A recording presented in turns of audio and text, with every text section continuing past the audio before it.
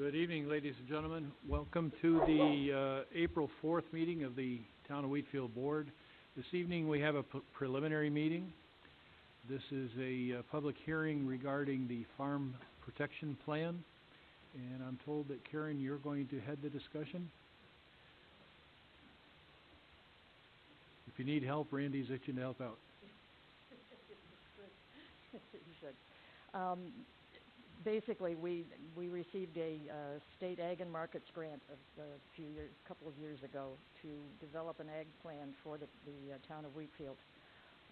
At that point, the focus group put out requests for bids and ended up working with WWS Planning and Wendy Salvati on creating the actual plan. We've been reviewing it over and over and over again for the last couple of years, and it's to the point where we feel it's ready to be presented to the town. The primary purpose of it is to give us some guidelines on where we can go to help the farmers stay in farming in the town of Wheatfield and to preserve the farmlands that we have. Other than that, I'm open to questions. Hope we can answer them, but that's the primary thing, and we're asking that the board adopt the plan tonight. Yeah, I don't think I actually have the very latest plan, but I have one of the recent, one that was the most recent draft that went out, yes. There have been very, very minor grammatical changes, and there were a couple of dates that were missing or wrong in there that will be corrected on the final one, but other than that, it should be ready to go. Kathy has the disc. There's a whole lot in writing here. There's a whole lot of study that you folks did. Yes. But maybe the most critical thing are the things that you're actually asking for us, the recommendations and strategies that you're recommending. Are you willing to go down through those one by one? We got 26, 27 more minutes to go. Somebody has a copy of it because I forgot to bring mine with me. Got it? Thank you. Some can go rather quickly, I'm sure, but... Yes.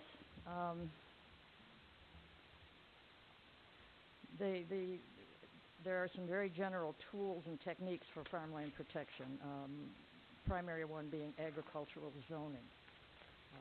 We have lands in the town that are already zoned that way. We want to expand what is available as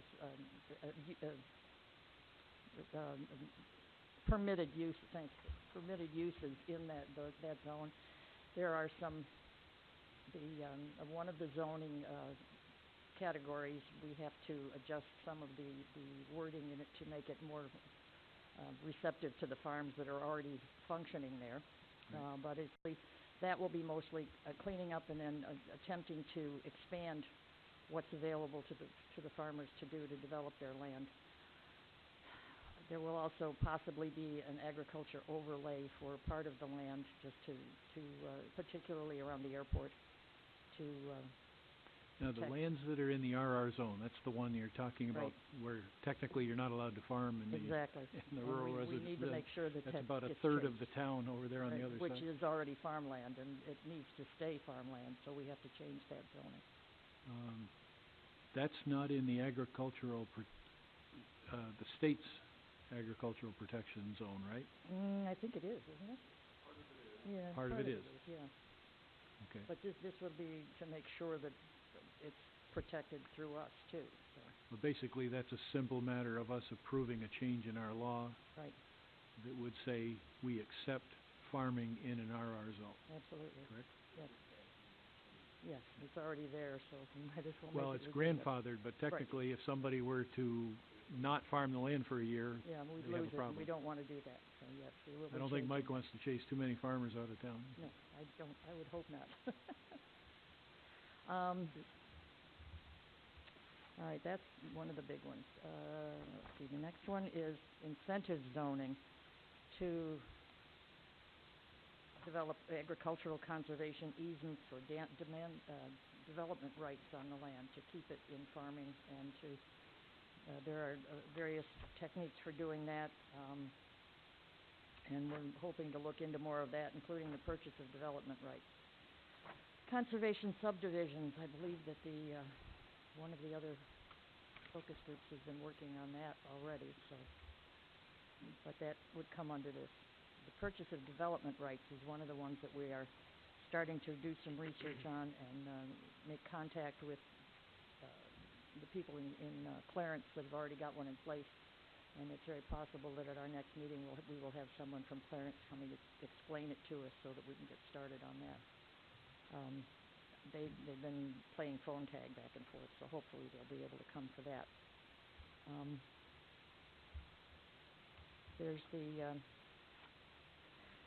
There are various funding sources, the New York State Farmland Protection Program and other programs that are available for us to use for doing that sort of thing. Tax relief programs, those are somewhat important to the farmers, and we will be looking into how we can, if we can find any ways to use those to the advantage of our local farmers. I assume for the most part that's going to be school taxes since we don't have a town tax, but whatever we can do with it, we will be working on it. There's sales tax exemptions and that sort of thing that would come under that too. Environmental management programs, and there are management assistance programs to help with that we will have to be researching, but these are the sort of things that we're trying to get into. Maybe some organic farming if there's an interest, we can help them develop that. For now, the big thing is to adopt this plan, and then the next step will be to go through all of these recommendations and start working on them going forward. And at this point, as I said, we've already started doing a little bit with the purchase of development rights. One of the other things that we've been discussing was assisting with succession planning, transitions and that sort of thing, and we have already set up a meeting with some of the farmers. We've invited a lot of farmers, hopefully, on the 13th over at the community center at 7 o'clock. Carl Walk and the group from the Lincoln Financial's agriculture segment will be doing a presentation on what's available out there for them. Good. Excellent. Good question, Karen? Sure. Karen, in your opinion, are the farmers all in favor of this? The ones that we've spoken to and that have come to our meetings, yes, very much. They're very interested in the purchase of development rights and whatever else we can do to help them. And we had, I think, 5 or 6 of them at a meeting in January, and they were quite enthusiastic about this. Okay, and what we're here for tonight is basically to get some input from not only you but also the public if they wish, and then possibly adopt this into our comprehensive plan. Is that correct? That's right, and I would hope that you would be able to do that tonight, yes. Thank you. Okay, and members of the board, do you have any questions or concerns? I don't know if there's anybody else that wants to speak out there with the, from our group or from anywhere? I'm also in the group, and I just want to urge the board to adopt the agriculture farm protection plan tonight. I just want to see the rural character of Wheatfield maintained, and the farms that are here be able to hopefully pass them down to their family members that are interested, or be able to sell them to other people rather than to see the farms that have been here all this time bulldoze, because once that farmland's gone, it's gone forever. Okay, thank you. Anybody else? Yes, ma'am?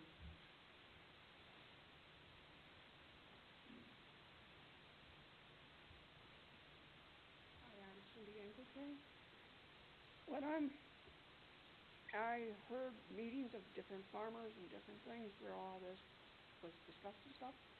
I'm a farmer, I own land. I never heard anything about any of these previous meetings to this one. And I just happened to hear about this one just by a fluke. The land I have, that's my inheritance, that's also my retirement. And if you're telling me that it's going to only be zoned for agricultural and we can't sell it, we can't develop on it, to me that's hurting my retirement and my livelihood. I am for saying having open space and Wheatfield being farmland, because that's where we all started from. We all started, everybody came over here for Wheatfield, they were farmers. That's how it all began. But you also have to take into consideration that, like myself, I may not want to, I want to be able to maybe some of my land, so for my retirement, and also be able to pass it down to my children if I want to, or my grandchildren or great-grandchildren. But I don't want it to affect me saying that we're going to do it this way and you can only possibly take this section, or in the future have do no building, no nothing on it if it's going to affect airport, wetlands, whatever. That's how I feel on it. I mean, it's kind of, some things are good, some things aren't. That's how I feel. Okay, thank you. Comment on that. That is absolutely not our intention to restrict any farmer from ever being limited in what they can do with their land.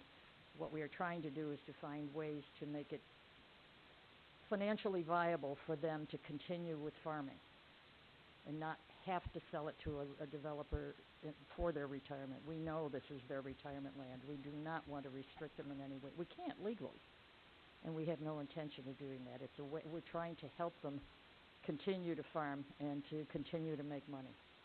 Well, I think the town does restrict farmland. I mean, most of our farmland, the AR zones and the RR zones, do have restrictions on housing size, lot size, et cetera, so there's definitely some restriction on selling. If everything was allowed to build whatever anybody wanted, we'd have many, many, many more homes than we have right now. We did take the position probably a year ago, give or take, 2 years ago maybe, that if somebody comes in with a PUD or some other version of a conservation subdivision, a cluster subdivision, that we figure out the number of houses, the maximum number of houses they're able to put on that land would be the same as if it was a full lot size. They're able to move the lots to one corner and put houses into one smaller area, maybe, if we approve it, but the amount of land is still the same. And there's fight back on that from developers, but that we do actually do some restriction of land. But there's nothing in this program that will restrict farmers any more than is already in place at this point. Yeah, I think that's correct. Anybody else? Drew, go ahead. Just a 2-minute comment. Drew Riley, with Wendell. We weren't directly involved with this, but indirectly through the task force and the focus group. I do want to point one thing out to the public and to the board. This, unlike a comprehensive plan, zoning must be in accordance with a comprehensive plan. Everything in here is a recommendation for you.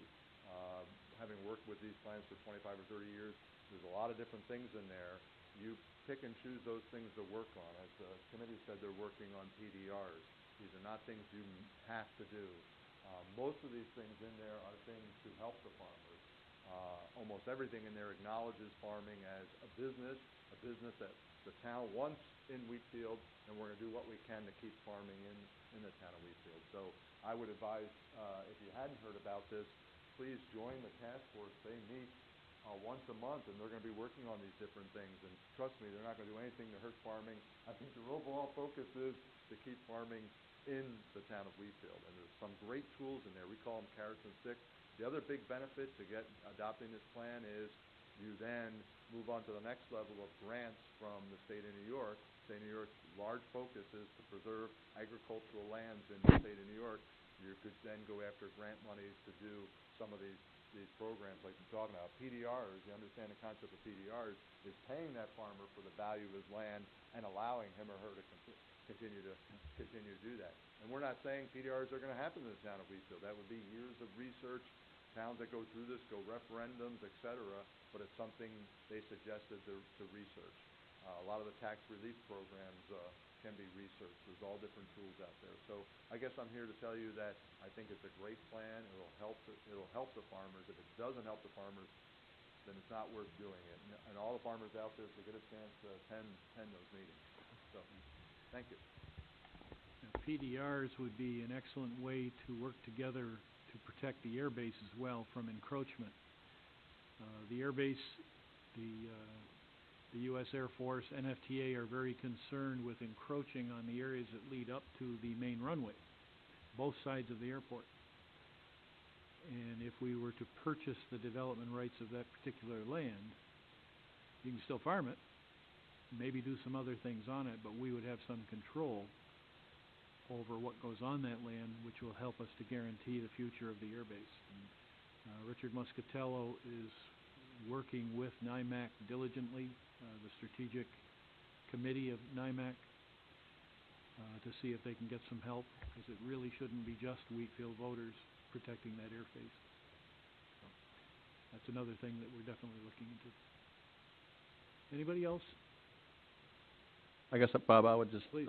I'm also a member of the group. I got put on the group 2 years ago when I got in office, and one of the first things that came to me, there was a lady, I believe it was on Bear Road, that said how she enjoyed in the evening seeing the farmers do their thing. It was her therapy. I don't even know the lady's name, but I know she lived on Bear Road. I'm old enough to remember on Walmore Road when there was farmland. Now we have a junkyard. I know behind the mall over off Shawnee, now there's all houses with area that used to be farmed. So the town went through a growth spurt, and quite a bit happened here. And now we're looking at it as a group and saying, let's hold on to what we have and see if we can protect a little bit and help the farmers keep operating the way they are. So I think that's more our goal. We cannot stop anybody from selling anything. That's not our intent to develop it. Our goal is to help the farmers do what they're doing, and if we can assist them in any way. And with the development rights, we're looking at the possibility, and like Drew said, it's a long way out, of obtaining some money and maybe asking these farmers to keep from developing and helping them financially. That would be one way. The other way, which would be a hard thing, would be like Clarence. I believe Clarence has a small tax. They use that money to keep farmers from developing. They help the farmer financially. And I don't know if they lock into, Drew, would it be 20 years or 90, or how many years would they lock into that? Well, there's two programs. That's agricultural conservation easement, but the permanent ones are, and I'll quickly do the theory. No, you're... The theory of PDRs is a farmer says, and I'll use numbers, you can laugh at me, but say a value of farmland is $5,000 an acre, but the developable value is $40,000 an acre. Somebody would walk in and say, I would pay $40,000 an acre. The concept is you pay $35,000 an acre. The difference between the two for that farmer to say it will only remain farming. I've paid you for your development rights. You could walk out today and sell that land for that amount, but I'm going to pay you for it. The state of New York has an 80% program for that. If you were to qualify, they would pay 80% of those costs to actually go out and buy those purchase development. The other thing you're talking about is what they call PACE program, Purchase of Agricultural Conservation Easement. That says to a farmer, again, what's the value? Can I purchase an easement from you to guarantee that land will remain in farming for not be developed for 20 years? What is the value of that, whether that's 10 or 20 years? Unfortunately, the state of New York does not do a lot of support for that. They would rather want permanent protection. For that program, you'd have to work on other sources of how you would accomplish that. The town of Clarence bonded, not saying you would ever do that, but they bonded a lot of money to actually go out and do that purchase of development rights. Not only farmland, but other important open space land to them. But that was what they felt about it. But really, it's very interesting about, it actually helps with the tax base and whatever. A farmer pays more in taxes than they get in return in services, and keeping farms is actually good for agriculture if you read all the studies on it. But so those are the two programs. One's agricultural easement, other one's a permanent protection. You actually put a permanent deed restriction, Matt would know about that, on the property that would remain only be used for farming purposes or be fallow. Obviously, you can't force a farmer to farm. It's a business. Rich?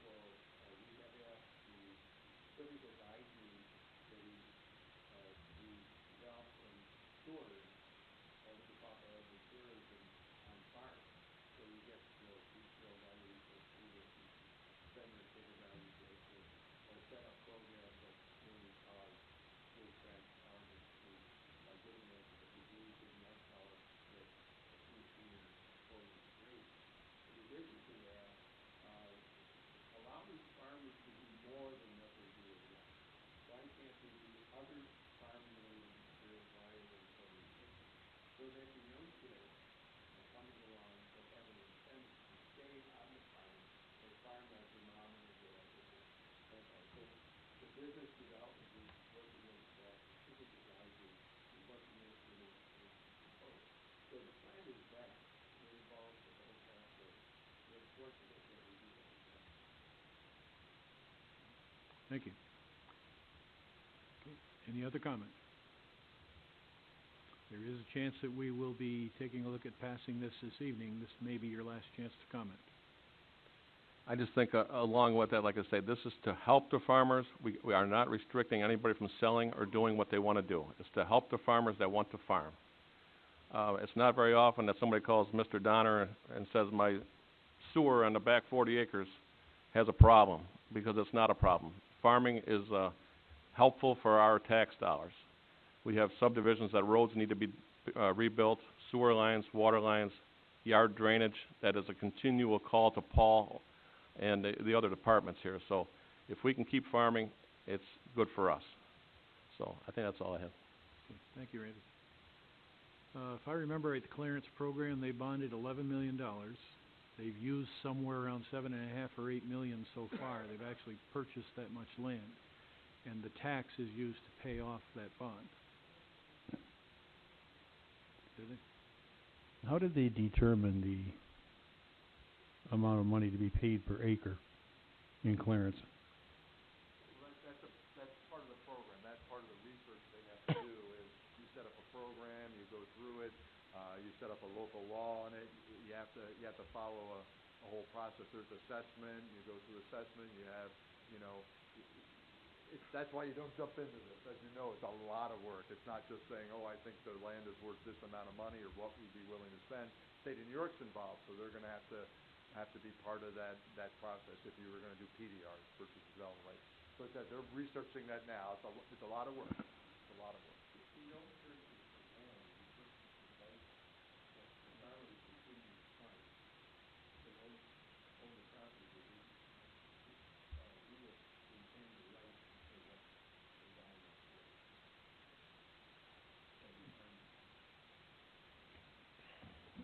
All right, any other comments or concerns on this issue? If no other comments or concerns, then I'm going to go ahead and I'm going to close the public hearing. And we do have 6 or 7 minutes before our regular meeting starts.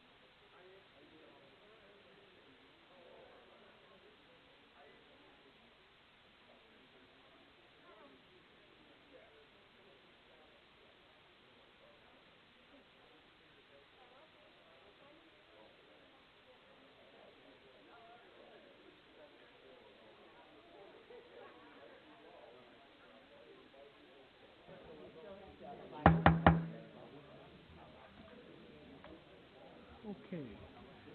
It's about time to get started with the regular meeting for April 4th, 2016. Let's start with the pledge to the flag, please.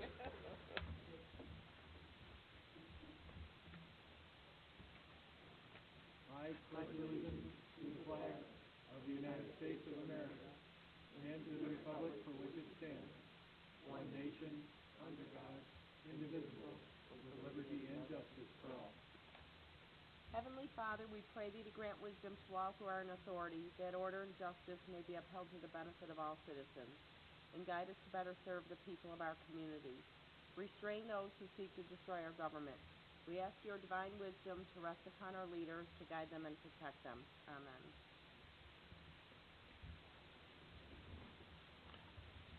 Okay, we'll start with public input. Brian, is anybody signed up?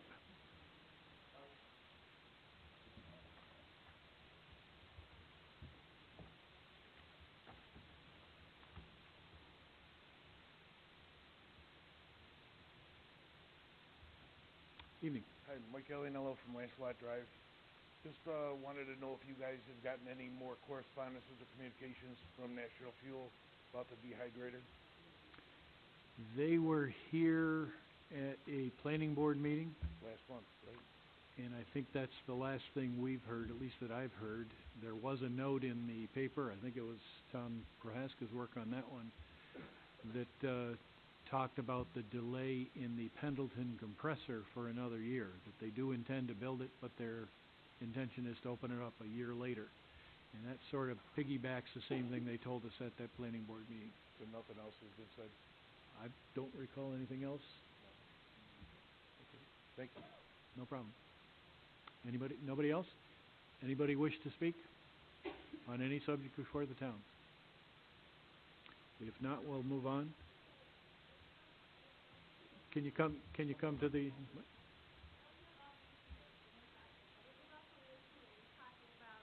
Giving more money to have the architect or the engineer for the river walk thing going on with the railroad and all that.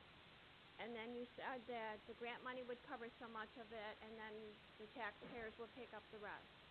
Now I'm gonna go back to Kruger Road. You told me back in my home that you didn't want to raise taxes with this river thing, but it's gonna happen. And you also told me that if our grant money does not cover the sidewalk on Kruger Road, that Kelly and I would have to go around in the neighborhood and get a petition stating that we would redistrict to pay for the taxes that would cover the sidewalk. Now, are you going to go all through Wheatfield and have a petition going and asking the people if they're gonna pay extra money towards this river walk?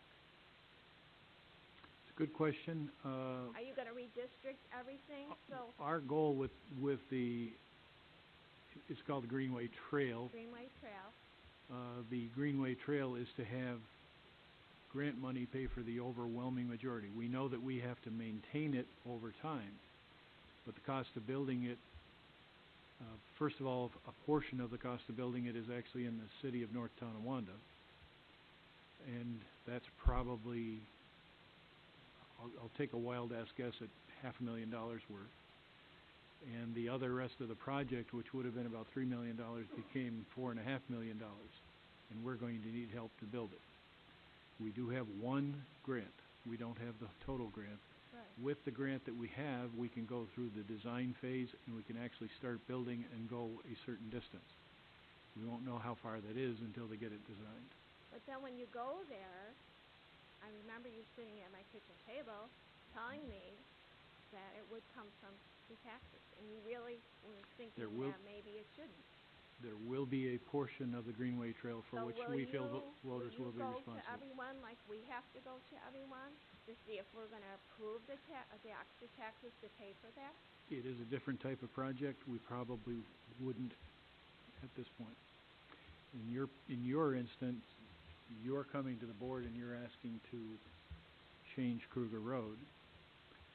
I do not believe the board is ready to start doing sidewalks on all of the town roads. We're not If the asking people for in that. that area are willing to pay for it, then we're willing to do our share. Well, we're looking at grant money. We never asked for tax money to be increased to pay for that sidewalk. Right.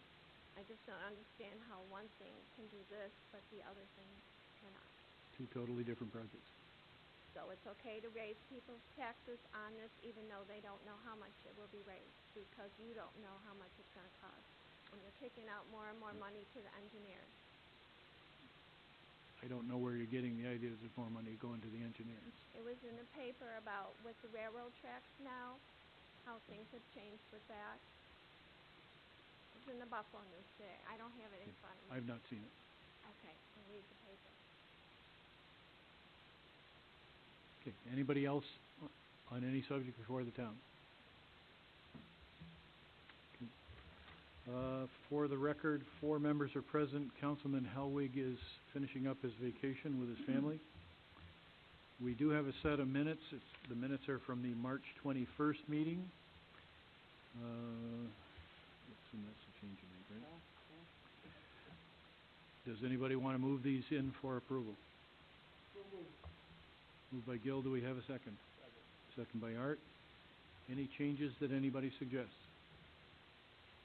I don't know if this is a real one, but there's a typo on the first page that Kathy's going to fix.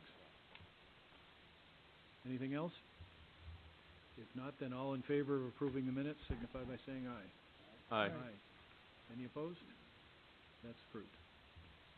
We have a bill payment. It's a small one. The bill payment total is $115,258.64 for vouchers 2016-432 through 518. I need a motion to pay these bills, gentlemen. So move. Okay, moved by Randy. I need a second. Second. Second by Gil. Any bills that anybody wishes to hold or question? If not, then all in favor of paying these bills signify by saying aye. Aye. Any opposed? That's approved. Paul, what's going on in highway?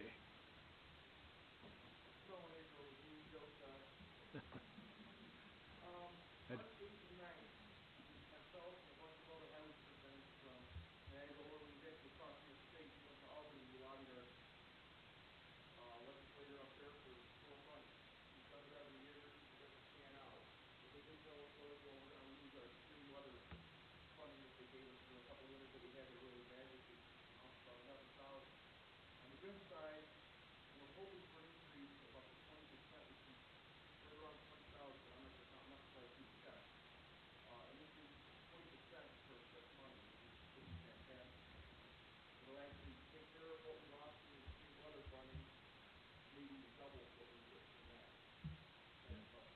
Chips is what, about 85,000,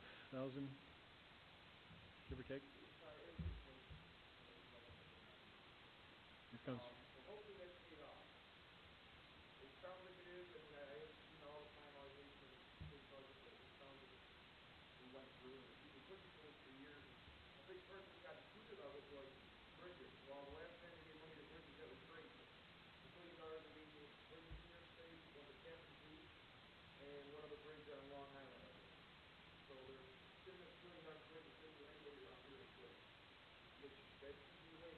Comes as a major shock to both of the cities.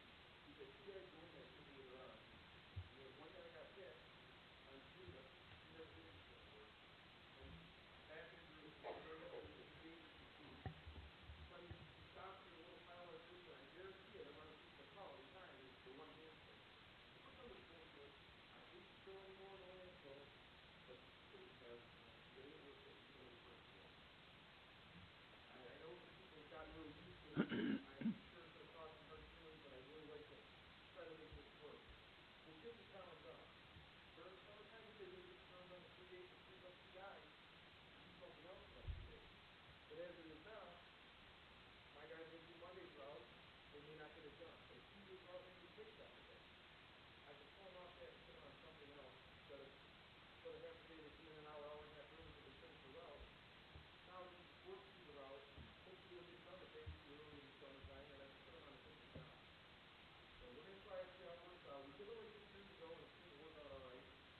And that way, you know, when you put your pile out Monday night, you don't see a pickup Tuesday, you're not really able to forgot about it. Even if you hit them, either it was Wheatfield or rained out, or it was just too much to get done.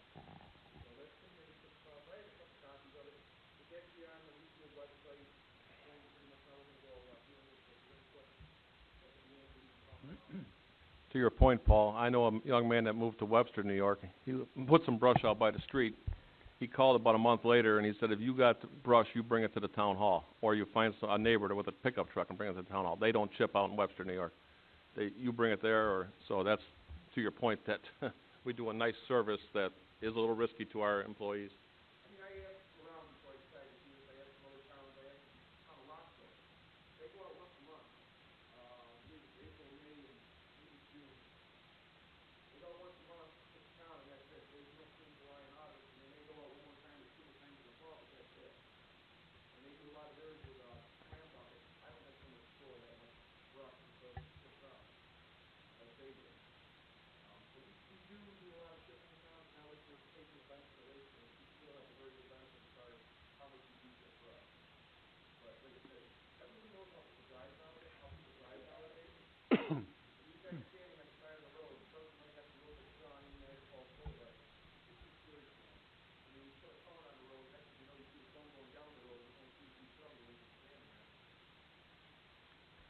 Another quick question on the paving. Do you have a preliminary list of roads that you intend on paving this year? Are you going to present that to us? I do, but the county hasn't put out their bid book yet, and I don't wanna give you a list of roads and then find out the prices change dramatically. I do have kind of a preliminary list, not lists, but, we do have them worked up. We're just waiting for the bid specs up from the county to come out, so I know exactly how much money we have. All right, I drove on Trails End last week. I thought I had front end damage. That's a bad one. To that, do we require enough sub-base stone in our subdivisions when we take ownership of a road? There's another one off of Loveland that I went down to get to Cardinal Lane last week. There's like a crack every 50 or 75 feet. It can't be from concrete underneath like Walmart Road. It must be a culvert or a pipe that's not deep enough. Or I'm sure you know because it looks like you tarred it or cold patched it.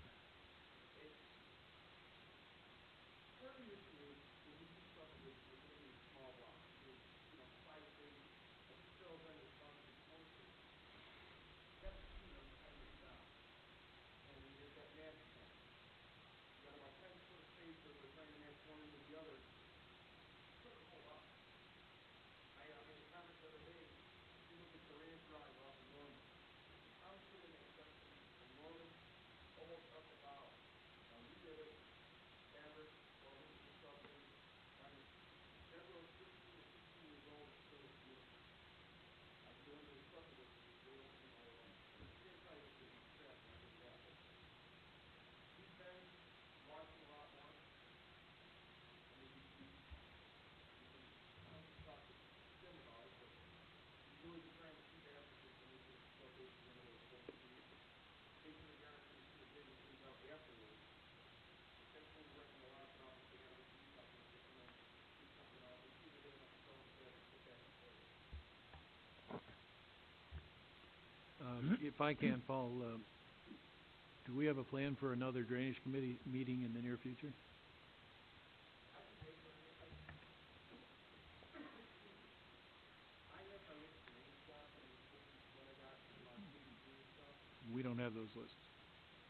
Put all this on the paperwork, too, that maybe we can smash and have that contingent what we decide to do. I mean, I'm glad to have another meeting. I'd rather not put a lot more on my list. I'd rather get stuff taken off my list at least. But if you guys want to have a meeting, I'll look at the calendar tomorrow and I'll email everybody and, post it. Sounds good. Anything else for Paul? Yeah, one more quick one. Paul, out back, we have a couple of drains in the parking lot. Over the years, we've put layer upon layer of asphalt, rolled it back in. Now those drain areas have become deep potholes. And down at the bottom of them is a grate, and that's where our water runs in. It's like a collector for it. That'll take the front end out of your truck. If you hit that thing wrong, you go across them. Those have got to be 8 to 10 inches deep.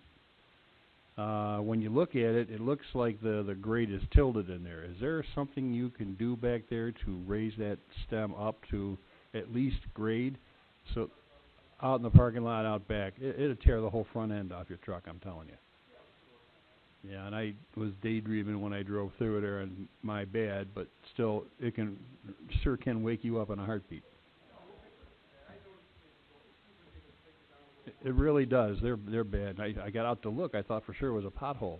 Damn, there's a drain in there. So, if you could take a look at those for me, I'd appreciate it. And if I can, Paul, one last one. I got a call today from an email from a woman who asked me what we do to clean the ditches and fields where papers blow into them. Probably most of it comes from garbage. Some of it can come from stores. We don't have a policy that we, the town, go in and clean ditches on private land, correct?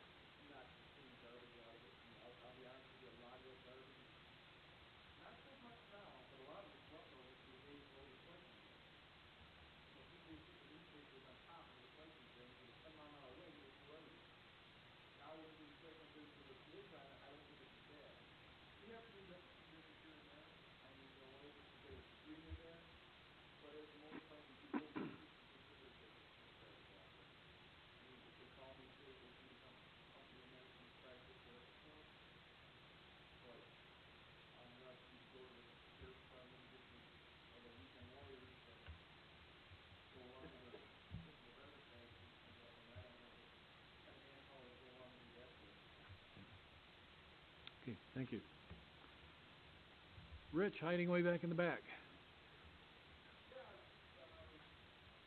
Permission to transfer a 1998 Ford van over to the Recreation Department. Mike has expressed some interest in it, so instead of putting the health officers international, he feels he needs a vehicle, so we can accommodate him with that. I explained to him it's not a Porsche or a Lamborghini, it's a 98 Ford with probably 170,000 miles on it, but it does start and run, so he says that's all he needs. True? It is, yeah, everything is, no concerns on this thing at all. My only intention, thing I really did was, have him put, the top ring and the headlight on the inside. Ed, would we need to make a motion, or can they just do this? Do the motion. Okay, do I have a motion to transfer the vehicle from water sewer over to recreation? So move. Second? Second. Moved and seconded, all in favor? Aye. Aye. Any opposed? You're all set. Last week I had quite a few calls on, having taste in their water, an odor to the water. We had some complaints about, probably a half dozen calls that were down there. We did go out, inspect every one of those calls, received a call, hopefully get them over the water treatment plant on Williams Road, check the temperature, if there was anything going on. They said nothing had changed in their process. We did some flushing in the areas where we did have some complaints. We did some sampling with septic, make sure everything was all the samples came back good. Our monthly county samples had just been done a week before that. All the samples came back good, so, due to these weather conditions sometimes, and temperature of the water, it's kind of, as the plant says, you will notice a little odor once in a while to the water, or it will change a little bit, but as far as safety goes, everything has been tested, it's come back clean, there are no problems with the water. Thank you. Guys, anything for Rich? Mike?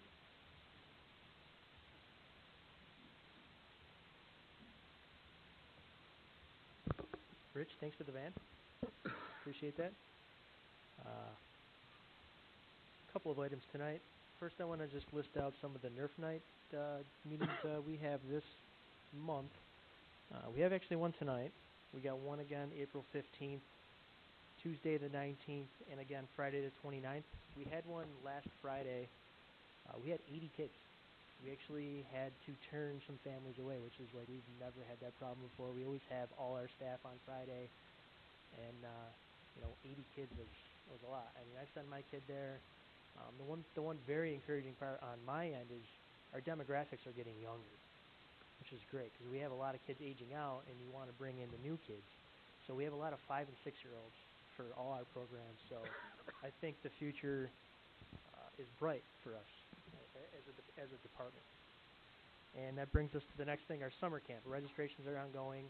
We have like 40 kids averaged over all 5 days of the week throughout the whole summer, so that's booking up quick. We went up to 60 plus last year, so there's still a little time, but you got to get in.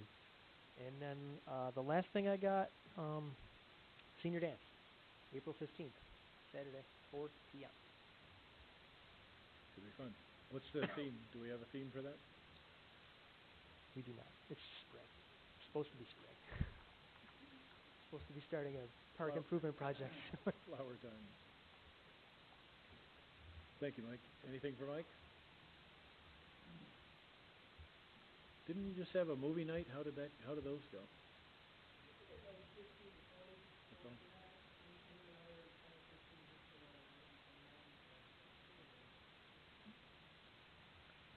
Mike Clark, buildings?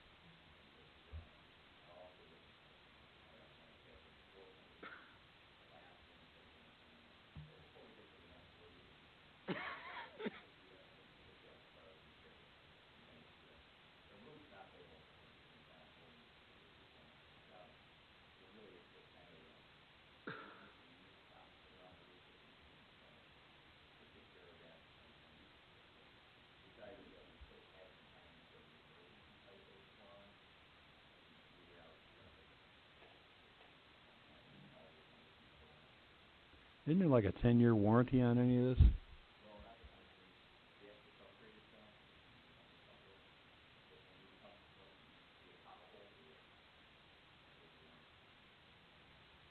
And you said it was underneath the heating systems where you have a... Is that a roofing problem or is that an air conditioning unit problem?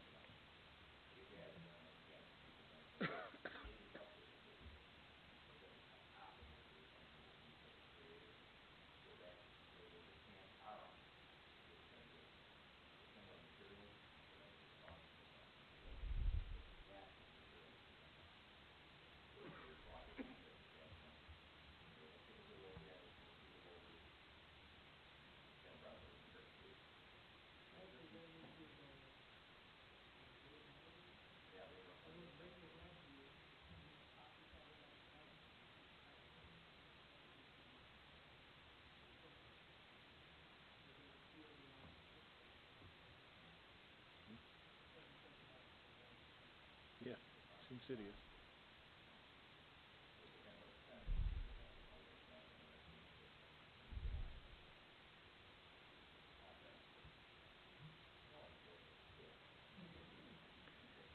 Did you happen to see the article about zombie houses yesterday in Sunday's paper? Somewhat extensive article in the news about zombie houses, and pretty interesting as to how little we can actually do about them. There was one of the legislators, I think, maybe it's a state assemblyman, who actually is recommending that residents put signs on the lawns and try and find out what the bank is and send notes to the bank, and that they get some headway by doing that. I'm willing to sign those if you know where they are. If we can find out who it is, let's do something. Trying to find them.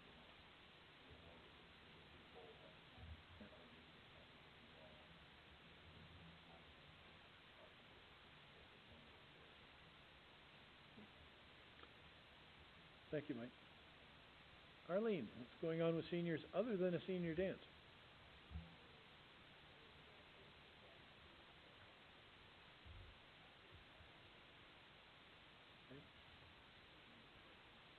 Yeah. No theme for the dance, huh? Just flowers. April snows.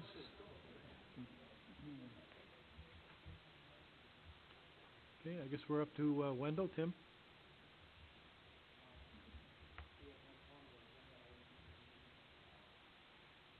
Give you one update that we did get the quote packages back out for the Wheatfield community center canopies last week, so those should be ready by the date that Larry requested them to be in. I believe it's by the 14th. And they're done in a way they can be split up and do this or that?